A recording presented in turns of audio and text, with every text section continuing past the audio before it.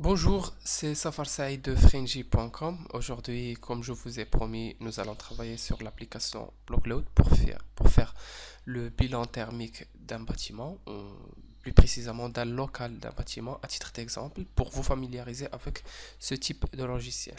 Alors, l'application, c'est Blockload 4.15. Donc, une fois installé sur votre ordinateur, vous cliquez deux fois sur l'icône.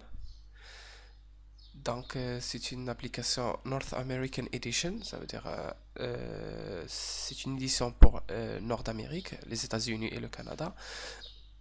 Pour cela, nous allons faire des modifications des options de l'application. Je vais vous montrer comment. Donc, on clique OK. Vous n'allez pas retrouver ça parce que moi je viens d'installer AutoCAD 2009 et je ne sais pas pourquoi il se lance à chaque fois que je veux ouvrir Blockload, mais vous n'allez pas avoir ça. Ce que vous allez avoir, c'est ceci. Ça, c'est pour les projets. Donc, moi, j'ai déjà deux projets sur lesquels je suis en train de travailler. Donc, on clique New pour créer un nouveau projet. Vous allez sur View Option. Donc, vous assurez que vous travaillez avec Measurement Units SI Metric parce que par défaut, cette version c'est English, ça veut dire inch pound. Et la méthode de calcul, il y a les deux méthodes de calcul, Radiant Time Series et Transfer Function Method. Ce sont deux méthodes publiées par l'ASHRAE et implémentées sur cette application. Donc vous choisissez selon votre choix, soit RTS ou bien TFM. Moi d'habitude je travaille avec TFM, mais sachez bien que le bilan ne change pas trop. C'est la méthode qui change. Donc TFM, SI Metric, ok. Donc une fois votre application est ouverte, vous allez sur Weather. Region, c'est Africa. Location, Morocco. City, par exemple, vous choisissez ce que vous voulez, Agadir, Casablanca, Fès, Marrakech, Rabat. Donc, ce sont les cinq villes proposées par l'application. Sauf que vous pouvez avoir les données météorologiques de dimensionnement pour les autres villes marocaines. Donc, si votre ville n'apparaît pas sur les cinq villes proposées, donc vous cliquez par exemple, choisissant, en disant que nous voulons faire le travail à Kinitra, donc on fait Kinitra, et on va modifier ces données-là. Donc nous allons travailler par à Rabat, donc on fait Rabat. Donc avant de commencer, je veux juste vous montrer, le bâtiment. Donc j'ai déjà préparé ceci sur SketchUp pour vous montrer le local en question. Donc ceci c'est le local en question et admettons que cette orientation c'est l'orientation sud. Donc ceci ce sera le sud, le ouest, l'est et le nord. Donc le sud. Le sud, nous avons un mur qui fait 5 mètres de largeur, 3 mètres de hauteur, avec une fenêtre qui fait 2 mètres sur 1 mètre. Disons que c'est 2 mètres sur 1 mètre. Donc le ouest, nous avons un mur qui fait aussi 5 mètres de largeur, 3 mètres de hauteur, 2 mètres de hauteur et 1 mètre de largeur pour une porte. Côté nord, il n'y a rien. Il y a justement le mur extérieur. Le haut, nous avons la toiture. Et nous avons le local en question. Elle est adjacent à un local. Admettons que ce local-là n'est pas climatisé. Donc il y a un mur qui sépare les deux locaux. Donc pour faire le mur, on clique ici. Donc voilà. Il y a ce mur-là qui sépare les deux locaux. Donc nous, notre bâtiment ou bien notre local, il fait des échanges thermiques à travers le mur orienté sud, à travers le mur orienté ouest, à travers le mur orienté nord et à travers la toiture et aussi à travers le plancher bas. Ça, c'est tout ce qui est extérieur. Pour tout ce qui est intérieur, ce local-là, il fait échange thermique avec ce local qui n'est pas conditionné, qui n'est pas ni climatisé ni chauffé. Donc, nous allons commencer la description de ce local-là sur Blockload. Donc, la première des choses, on va sur Unattached Zones. On clique ici pour Add New Node. Donc, donner un nom à titre d'exemple, c'est le nom, par exemple, local 1. Floor area, ça veut dire la surface. Notre bâtiment, il fait 5 sur 5, ça veut dire 25 de surface.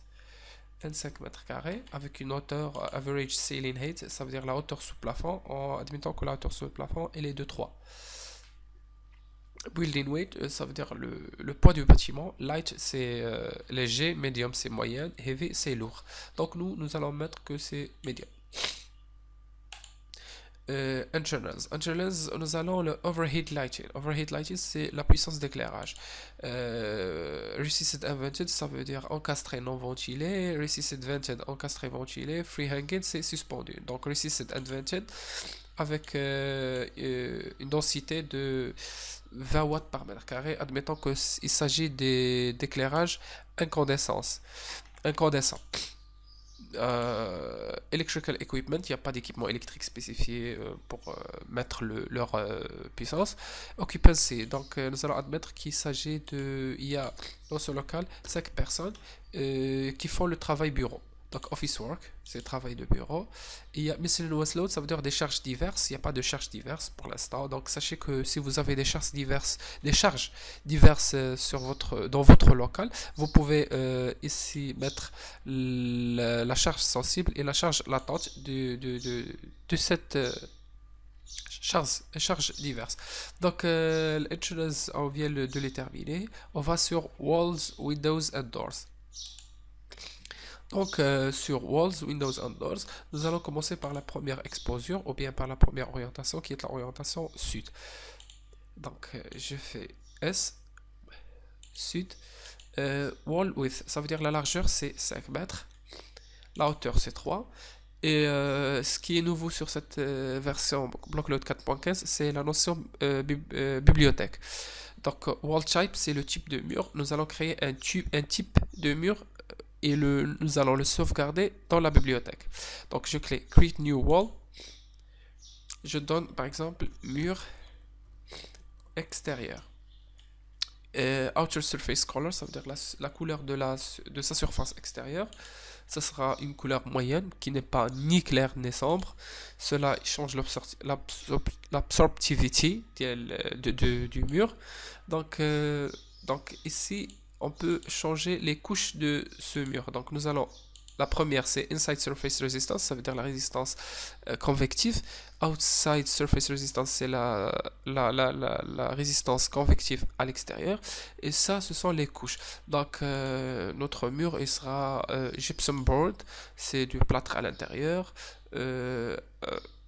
Et une plaque de plâtre, airspace. Donc, sachez que vous pouvez même changer ça. Donc, ça sera, on peut mettre ce matériau, lightweight concrete block. Et la résistance il change et le coefficient U il change. Donc pour ajouter une couche, on clique ici, on clique sur n'importe quelle couche et on clique droit. Insert, ça veut dire insérer new layer, ça veut dire une nouvelle couche, que ce sera de l'air par exemple, ou bien je change ça. Donc moi je mets n'importe quoi juste pour vous montrer que vous pouvez mettre ce que vous voulez, donc les couches de votre mur. Donc ça sera le mur extérieur avec un U de 0,931. Ok. Donc voilà, c'est mon mur extérieur. Window quantity, donc nous avons une seule fenêtre qui fait 2 mètres de largeur, 1 mètre de hauteur. Ça veut dire il fait 2 mètres carrés. Donc nous allons Window quantity et le BlockLoad, il vous permet de mettre deux types de fenêtres sur la même exposure. Donc à l'exposure sud, il y a une seule fenêtre. Le type, donc nous allons créer un autre type, c'est le premier type de fenêtre, Create New Window. Donc on donne le nom par exemple, ça veut dire pour dire fenêtre, 2 mètres carrés. Donc la hauteur c'est 1 mètre, la largeur c'est 2 mètres. Et le overview value, si vous avez déjà vu sur le blog comment calculer le U de fenêtre, donc je vous invite vivement à revoir ça pour mettre ici votre coefficient U, donc admettons que c'est un double vitrage qui est un petit peu performant, qui a un coefficient U de 2,5 par exemple. Overall Shade Coefficient, c'est le coefficient, c'est le facteur solaire. Donc, mettons que c'est 0,4. Ça, c'est pas très difficile à calculer avec l'application Windows. Donc, OK. Donc, il n'y a pas de shade. Donc, comme vous voyez ici, il n'y a pas de casquette ou bien de vent. S'il y avait des casquettes de devant, on va les mettre sur Windows One Shading. Nous allons voir ça en détail dans d'autres vidéos. Donc, si je reviens ici, j'ai l'exposure qui est l'exposure ouest. Donc, c'est le même truc, ouest. C'est 5 mètres. 3 mètres de hauteur. Donc, admettons que ce mur-là, il est de même type que ce mur-là. Donc, avec l'application de BlockLoad, je ne dois pas le redéfinir. Donc, je l'ai déjà sur ma bibliothèque. C'est ça la notion de bibliothèque, mur ext. Donc, il y a une porte. Donc, je vais sur Door Quantity, je mets 1. Create New Door. Donc, j'appelle ça porte, port ouest, par exemple. Door area, c'est la surface de la porte. Elle fait 2 mètres carrés, elle fait 2 mètres de hauteur sur 1 mètre de largeur. Le coefficient U global de la porte, c'est par exemple de 2. Ça, vous pouvez le calculer ailleurs et mettre sa valeur ici. Donc, si la porte, il contient, par exemple, c'est une porte qui est constituée de bois et il y a du vitre à l'intérieur. Donc, Glass Details, cette partie-là, c'est pour définir, bien décrire la partie vitrée de la porte.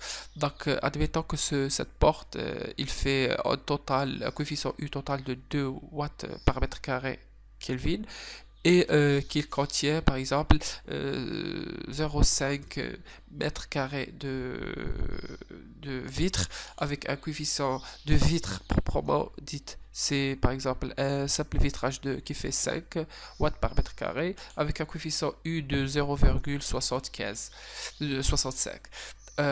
Glass Shade All Day, si le vitre se trouve à l'ombre toute la journée, on coche cette partie-là. S'il ne se trouve pas à l'ombre, on, on coche pas ce case. Donc, ok. Donc, nous avons votre porte qui se trouve à l'ouest. Alors, il nous reste ce mur-là qui est vers qui est orienté nord. Donc, nord, qui fait aussi 5. 3. Alors, admettons que ce mur-là vers le nord, il n'est pas de même type que ce mur orienté ouest et le mur qui est orienté sud. Nous allons créer notre nouveau type de mur, create new wall, donnant le nom par exemple mur mur orienté nord, par exemple. Ça c'est justement le nord qui a une couleur qui est claire par exemple. Et bon, je vous ai pas montré ça, mais mais ici vous trouvez tous les types de murs réglementaires aux États-Unis. Donc, vous choisissez n'importe quel type. Ça, c'est avec les noms. Donc, vous devez être familiarisé avec les noms américains des murs. Donc, prenons par exemple ce mur-là. Bon, Facebrick RSI 2,5 baud de 203 mm HW bloc. Donc, si vous cliquez, il vous donne la composition. Donc, il fait 16 mm gypsum board, ça veut dire 16 mm de mortier. 203 mm HW concrete block, ça veut dire des blocs de béton heavyweight qui font 200 mm. RSE board insulation, ça veut dire une résistance ou bien une couche d'isolant qui a un coefficient de résistance de 2,5. Airspace, c'est le vide rempli avec l'air. Et face brick, ça veut dire des briques de 10 mm. Et donc ça, c'est le face brick plus RSI et tout ça. Donc moi, je veux pas avoir tout ce nom, mais je veux avoir cette composition. Donc je fais, par exemple, je redéfinis mon nom, le nom, donc mur orienté nord, avec cette composition. Donc je fais OK. Donc voilà, j'ai deux types de murs. Ça c'est que nous venons de définir, c'est le nord. Donc nous avons défini sud, ouest, nord. Maintenant on passe à la toiture. Donc roofs, skylights. Donc roofs, nous avons exposure qui est orientée horizontale, avec une surface de 25. Donc si vous avez si cette toiture n'est pas horizontale mais avec un degré d'inclinaison, donc vous faites par exemple, si votre toiture elle est un petit peu inclinée vers le nord, donc vous ne mettez pas horizontal mais vous faites nord et vous faites le degré d'inclinaison, par exemple 5 degrés ou 6 degrés, 10 degrés, 20 degrés, ce que vous avez sur votre plan, mais avec un maximum de 85 degrés maximum et minimum 5 degrés. Si inférieur à 5 degrés, c'est considéré horizontal. Donc nous allons mettre que c'est horizontal avec une surface de 25. On crée le roof type, ça veut dire type de toiture. Ça sera une toiture médium. Voici la composition de médium avec un coefficient U total de 0,518. Ok, donc c'est c'est la même procédure. Medium, light, dark, c'est la même procédure pour créer mur et pour créer une toiture. Ok. J'ai pas changé de nom, c'était automatique medium white roof. Donc on vient de définir sud, ouest, nord et horizontal toiture. Il nous reste outdoor airflow, ça veut dire le débit d'air neuf nécessaire pour les personnes. Admettons que sur notre bilan thermique, nous allons nous allons calculer tous les échanges thermiques avec l'extérieur, même l'apport d'air neuf.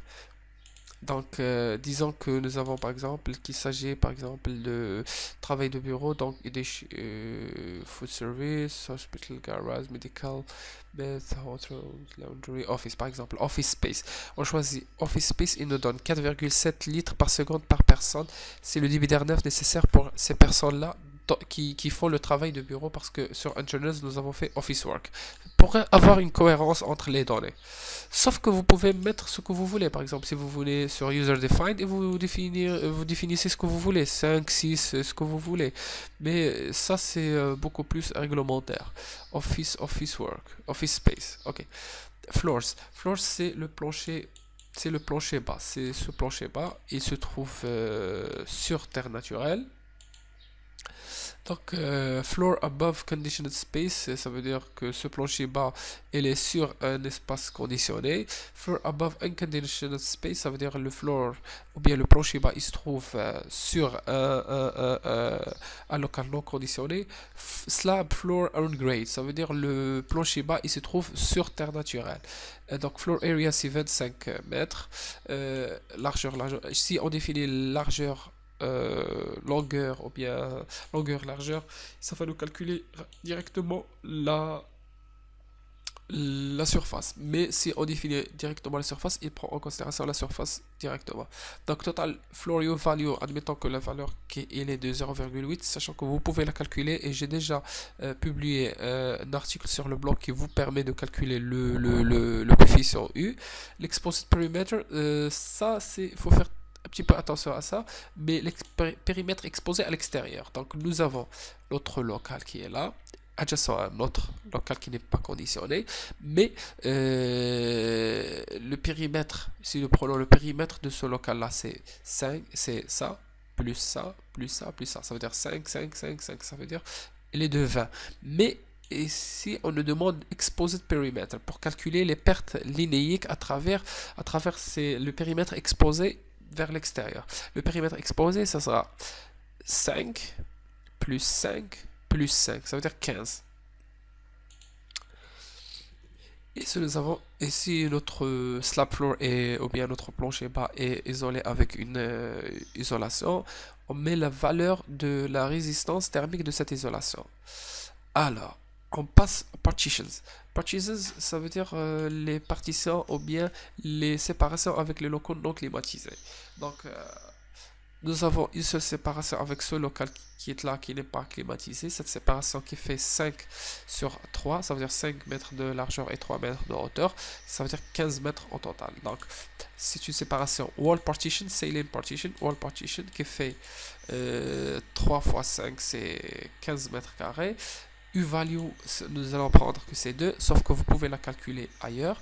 Maximum temperature of unconditioned space, minimum temperature of unconditioned space. Moi, je les calcule de façon très simple. Si je prends par exemple le weather, nous sommes à Rabat avec une température extérieure de 32,8. Admettons que c'est 33. Donc, partitions, je fais la température à l'extérieur moins 3 degrés. Donc la température du local non climatisé, au maximum, ça sera de 30 degrés. C'est la température à l'extérieur moins 3 degrés. Et sur Rabat toujours, nous avons une température à l'extérieur pour Winter Design DB, c'est 4. Donc l'intérieur de local non climatisé il sera supérieur à la température à l'extérieur de 3 degrés. Donc nous avons 4.4, c'est 5, ça sera 8. C'est comme ça qu'on l'a fait. Sauf la méthode la plus exacte, c'est de prendre la température à l'intérieur plus la température à l'extérieur divisé sur 2. Par exemple, nous avons notre température souhaitée à l'intérieur, c'est 25. Température de l'ambiance à l'extérieur, c'est 33. On fait la somme des deux et on divise, et la température que nous avons, c'est la température de local non climatisé. Donc, nous venons de définir l'ensemble des surfaces qui font échange avec le monde extérieur de ce local-là, à savoir les murs orientés à l'extérieur, les fenêtres, les portes, le plafond, le plancher et les murs adjacents ou bien les séparations.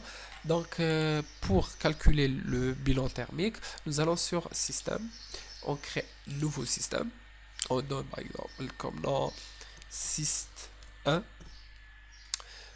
du type Single Zone CAV, température de soufflage, ça sera une température de 15 degrés par exemple, Cooling Bypass Factor c'est 0,05, ça vous pouvez chercher. Et vous trouvez pourquoi c'est 0,05, pourquoi la température c'est 15. Donc heating supply air, nous allons mettre que c'est 30. Température souhaitée pendant la période d'été, c'est 22 si le local est occupé. Si le local n'est pas occupé, le thermostat il peut tolérer une température à l'intérieur de par exemple de 24.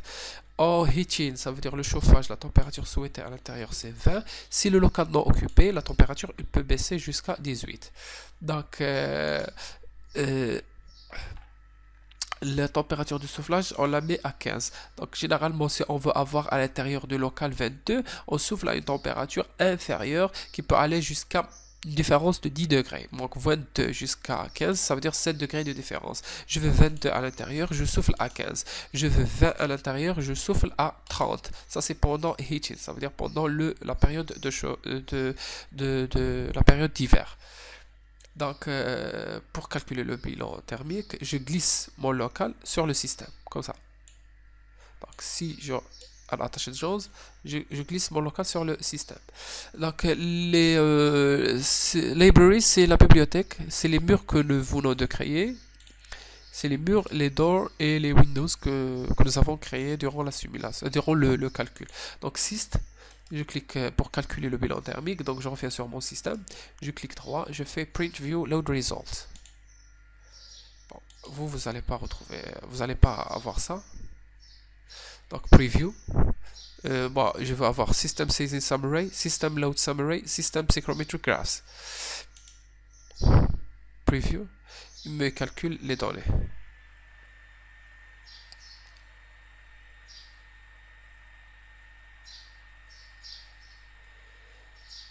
Donc voilà.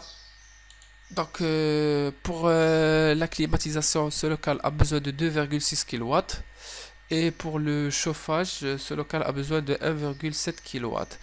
Et vous avez le détail, tout le détail possible avec un graphe psychrométrique. Donc, merci pour votre attention et j'espère que j'étais très rapide et un peu clair en ce qui concerne le bloc load. Merci.